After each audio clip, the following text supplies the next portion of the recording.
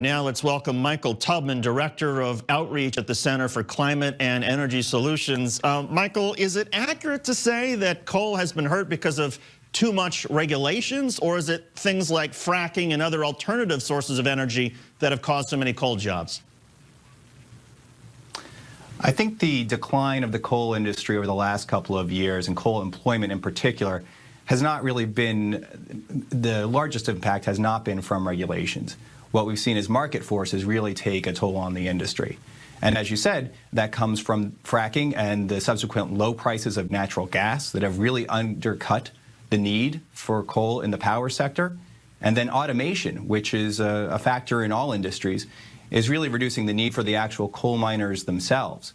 So this step that the president is taking isn't going to do much to bring back coal jobs. Well, you answered the question I was just going to suggest, and that is if the regulations haven't hurt the coal industry, if it's been other factors, and you got to wonder, by stopping these Obama regulations, it's not like it's going to magically bring coal jobs back.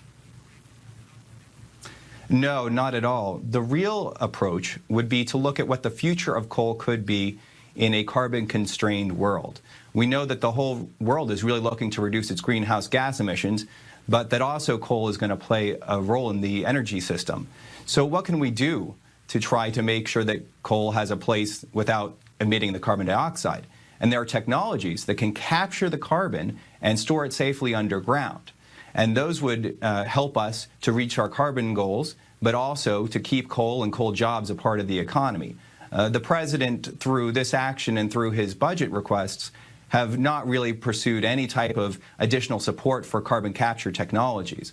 And that would be something that could be done to really help the United States' energy system and to help us create the technologies and employers and workers of the future. Are there specific environmental protections, other environmental protections from the Obama administration that if this president really didn't care a whit about climate change, that he could change those and have a dramatic impact and would cause environmentalists to, I don't know, go crazy?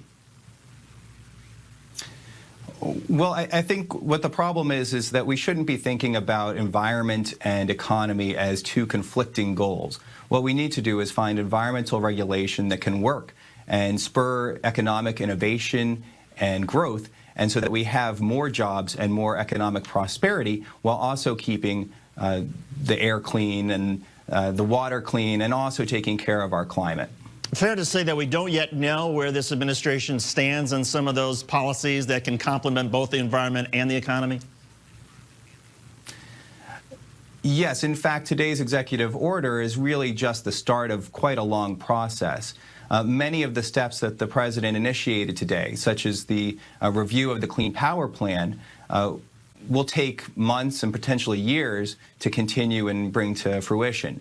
There's an entire administrative procedure that has to take place to review and rescind or revise these laws.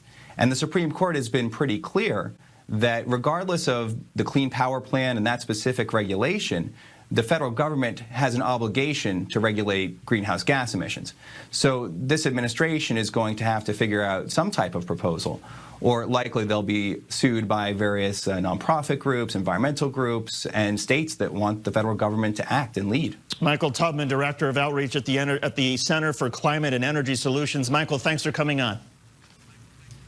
Thank you for having me. You got it. Still to come.